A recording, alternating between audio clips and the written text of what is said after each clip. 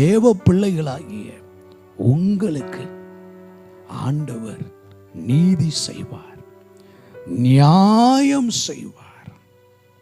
அதை சீக்கிரத்தில் செய்வார்.